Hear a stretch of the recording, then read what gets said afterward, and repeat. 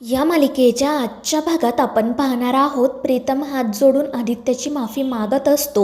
तर आदित्य त्याला म्हणत असतो की प्रीतम, जर तू त्या दिवशी दारू पिऊन आला नसताना तर हा सगळा प्रकार घडलाच नसता. तुझा माझ्यावर विश्वास नाहीये का रे? तू शांतपणे येऊन माझ्याशी बोलला असता तर मी सगळं ऐकून घेतलं असतं ना. पण तू दारू पिऊन आला आणि त्यातच प्रियाला सुद्धा ढकलून दिलं, तिला दुखापत झाली आणि मग माझा सुद्धा स्वतःवरील ताबा गेला आणि मी तुझ्या कानाखाली मारली. मात्र प्रीतम म्हणत असतो की दादा, माझ्यावर विश्वास ठेव, मी खरंच दारू नव्हतो पिलो. आणि ते ऐकून प्रिया चिडून म्हणते की प्रीतम प्लीज बास करा ना आता तरी खरं बोला. त्या दिवशी तुम्ही दारू पिऊन आला होतात, तुम्हाला साधं स्वतःच्या पायांवर उभंसुद्धा राहता येत नव्हतं. तुम्ही काय बोलत होता, काय करत होता हे तुम्हाला कळत नव्हतं. आणि त्यावेळी प्रीतम म्हणतो की प्रिया, अगं निदान तू तरी माझ्यावर विश्वास ठेव. मी का दारू पिईल? मी दादाला वचन दिलं आहे की मी पुन्हा दारूला स्पर्शसुद्धा करणार नाही. आणि तुला माहिती आहे ना माझं तुझ्यावर किती प्रेम आहे ते. आपलं लग्न कोणत्या परिस्थितीत झालं आहे मला जाणीव आहे. मग असं असताना मी हे सगळं का करेल? आणि मग त्यानंतर तो प्रियाच्या डोक्यावर हात ठेवून शपथ घेत म्हणतो की मी तुझी शपथ घेतोय, मी खरंच त्या दिवशी दारू नव्हतो पिलो. आणि ते ऐकून प्रिया म्हणते की बास प्रीतम, आता यापुढे तुम्ही काही बोलू नका. आणि मग ती आदित्यला सांगते की आदित्य दादा, प्रीतम कधीही माझी खोटी शपथ घेणार नाही. ते दारू नव्हते पिले, नक्कीच काहीतरी गडबड आहे आणि आपल्याला हे शोधून काढायलाच हवं. आणि त्यावर आदित्य पुन्हा एकदा प्रीतमला विचारतो की त्या दिवशी काय काय घडलं होतं मला सांग. आणि मग प्रीतम त्या दिवशी जे काही घडलेलं असतं ते आदित्यला सांगतो. आणि मग अचानक त्याला आठवतं की तो जेव्हा आदित्यकडे येणार होता त्याच्या आधीच अनुष्का त्या ठिकाणी आली होती आणि तिने प्रीतमला पेढासुद्धा दिला होता. आणि प्रीतम ही गोष्ट आदित्यला सांगतो, त्यामुळे सगळ्यांनाच आश्चर्य वाटतं. प्रीतम म्हणत असतो की दादा, तो पेढा मी खाल्ला आणि त्यानंतरच मला त्रास होऊ लागला. आणि ते ऐकून आदित्य म्हणतो की मग आता अनुष्काला जाब विचारायलाच हवा. आणि ते सगळेजण बाहेर जातात. तर बाहेर अनुष्का काम करत बसलेली असते. तितक्यात दामिनीसुद्धा त्या ठिकाणी येते. अनुष्कासोबत मैत्री करता यावी म्हणून ती तिच्याशी गप्पा मारत असते. आणि मग तितक्यात आदित्य, प्रीतम, प्रिया आणि पारू त्या ठिकाणी येतात. आदित्य अनुष्काला म्हणत असतो की मला तुझ्याशी महत्त्वाचं बोलायचं आहे. त्यावर अनुष्का म्हणते की हो आदित्य, प्लीज बोल, काय झालं आहे ते. आणि त्यावर आदित्य रागातच तिला विचारतो की तू त्या दिवशी प्रीतमला पेढा दिला होतास का?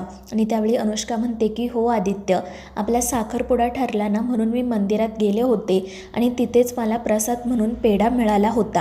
आणि मी काय फक्त प्रीतमला पेढा दिला नाही तर अहिल्या मॅमला आणि दामिनी मॅमला सुद्धा दिला होता. आणि त्यावेळी मग दामिनीसुद्धा खोटंच सांगते की हो अनुष्काने मला सुद्धा पेढा दिला होता, मला तर काहीच झालं नाही. तर आदित्य म्हणत असतो की अनुष्का, तोच पेढा खाऊन प्रीतमला नशा झाली. आणि ते ऐकून अनुष्का म्हणते की आदित्य, अरे हे काय बोलतोयस तू? आणि ती प्रीतमला सुद्धा म्हणते की प्रीतम, तुला काय वाटतं मी तुला त्या पेढ्यामध्ये काहीतरी मिक्स करून दिलं का? अरे तू माझ्या लहान भावासारखा आहेस, मग मी तुझ्याशी असं का वागेल? मला काय भेटणार आहे तुझ्याशी असं वागून? थोडा तरी विचार करायचाच ना तू. आणि ती आदित्यला सुद्धा म्हणते की आदित्य, माझ्यावर प्लीज असे आरोप नको करू. तर आदित्य म्हणत असतो की अनुष्का, पण काहीतरी गडबड झाली आहे हे नक्की आणि ती गडबड मी शोधून काढणार. तर अनुष्का म्हणते की हो आदित्य, तू नक्कीच याच्या मुळाशी जा, पण प्लीज माझ्यावर ना थोडा तरी विश्वास ठेव. आणि मग ती तेथून निघून जाते. त्यानंतर ऑफिसमध्ये अहिल्या आणि श्रीकांत बोलत असतात. अहिल्या म्हणत असते की आपण आदित्य अनुष्काच्या साखरपुड्यानंतर लगेच त्यांच्या लग्नाचा मुहूर्त काढू. त्यांचं लग्न एकदम छान व्हायला हवं, किर्लोस्करांना शोभेल असं. प्रीतमच्या लग्नाच्या वेळी जे काही घडलं ते आत्ता घडायला नको. आणि मग तिला त्यावेळी दिशाने दिलेली धमकी आठवते. श्रीकांत म्हणत असतो की काळजी करू नको, सगळं काही ठीक होईल. आणि तितक्यात मोहन त्या ठिकाणी येत त्यांना सांगतो की थोड्याच वेळामध्ये इन्व्हेस्टर्स येतील आणि मग मीटिंग सुरू होईल. मात्र ते सगळेजण खूपच चिडलेले आहेत आणि त्यांची इन्व्हेस्टमेंट आपल्या कंपनीतून काढण्याचा निर्णय घेणार आहेत. आणि ते ऐकून अहिल्याला आणि श्रीकांतला तर धक्काच बसतो. तर मोहन सांगत असतो की आपण ब्रँड ॲम्बॅसेडर बदलली आहे, ही गोष्ट त्यांना अजिबात आवडली नाही. आणि त्यानंतर मग श्रीकांतही अहिल्याला म्हणतो की हो अहिल्या, आपल्या सेल्सवर पण सुद्धा खूप परिणाम झाला आहे, पण मला खरंच आश्चर्य वाटते की फक्त एक मॉडेल बदलली म्हणून इतकं सगळं कसं काही घडू शकतं. आपण काहीतरी ठोस निर्णय घ्यायलाच हवा. कदाचित कदाचित आदित्यना आपल्याला याचबद्दल त्यावेळी सांगत होता, पण आपण त्याचं ऐकलं नाही. तर अहिल्या म्हणत असते की काही हरकत नाही, आपण बोलूयात त्यांच्यासोबत. आणि ती मोहनला म्हणते की आदित्यलासुद्धा तू मीटिंगसाठी बोलावून घे. तर दुसरीकडे अनुष्का तिच्या खोलीत बसलेली असते आणि म्हणत असते की फायनली मी त्या पारूला तिच्या जागेवरून हकललं आणि आता तिच्या जागी मी किर्लोस्कर ग्रुप ऑफ कंपनीजची ब्रँड ॲम्बॅसिडर झाली आहे. त्यानंतर ती तिचा आणि आदित्यचा व्हिडिओ बघू लागते. आदित्यकडे बघून ती म्हणत असते की किती बावळट दिसतोय हा, आणि याच्यासोबत मी लग्न करणार आहे या विचाराने सुद्धा मला हसू येतंय. हा एका कंपनीचा CEO आहे आणि एवढा मूर्ख कसा मला खरंच कळत नाही. त्यानंतर ती त्या व्हिडिओमध्ये पारूलासुद्धा बघते आणि हसतच मनाशी म्हणू लागते की पारू, तुझा चेहरा ना खूप बोलका आहे. आम्हा दोघांचं लग्न बघून तुला किती वेदना होत आहेत ना, ते कळतंय मला. खरं तर मी तुला कंपनीतून बाहेर काढलंच आहे, पण आता या किर्लोस्करांच्या घरातून कसं बाहेर काढायचं याचा विचार मला करावा लागेल. कारण जे मला हवं असतं ते मी काही करून मिळवतेच, आणि जर मला काढून टाकता आलं नाही ना तर मी तुला कायमचं गायब करील, एवढं लक्षात ठेव. आणि सध्या तरी मीच ब्रँड ॲम्बॅसिडर आहे आणि मीच राहणार. आता तू पुन्हा ही जागा घेऊ शकत नाही. तर दुसरीकडे ते इन्व्हेस्टर्स आलेले असतात आणि मीटिंगला सुरुवात होते. ते इन्व्हेस्टर्स म्हणत असतात की तुम्ही आम्हाला न सांगता ब्रँड ॲम्बॅसिडर बदलली आणि त्यामुळे कंपनीच्या सेल्सवर याचा परिणाम झाला. आम्ही आमची इन्व्हेस्टमेंट काढण्याचा निर्णय घेत आहोत.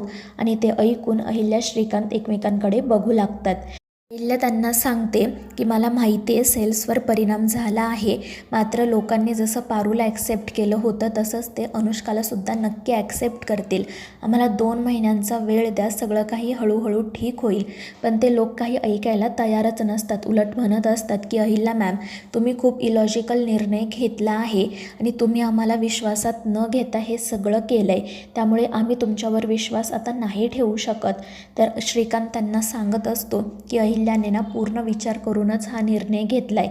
मात्र तरीही ते इन्व्हेस्टर्स ऐकायला तयार नसतात. ते म्हणत असतात की आम्ही आमची इन्व्हेस्टमेंट काढणार आहोत.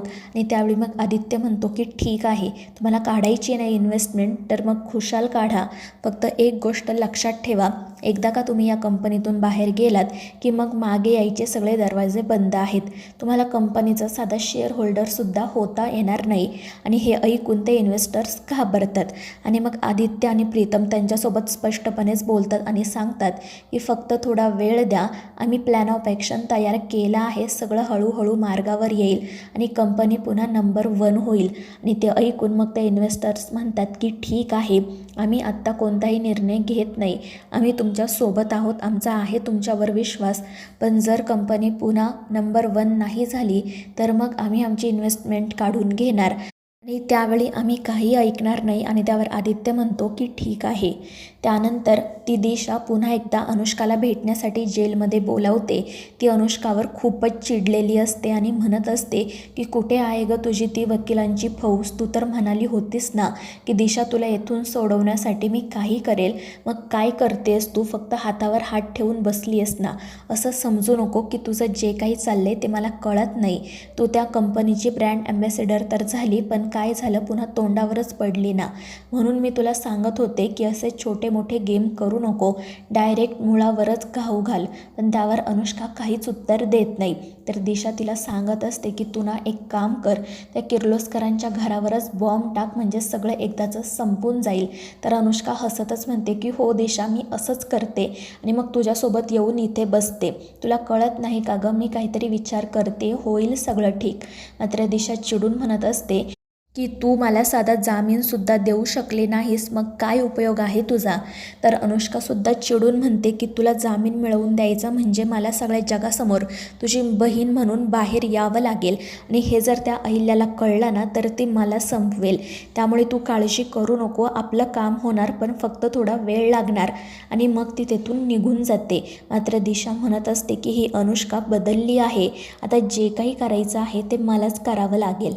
तर मित्रांनो, या मालिकेच्या पुढील भागांच्या अपडेटसाठी आपल्या चॅनेलला सबस्क्राईब करा.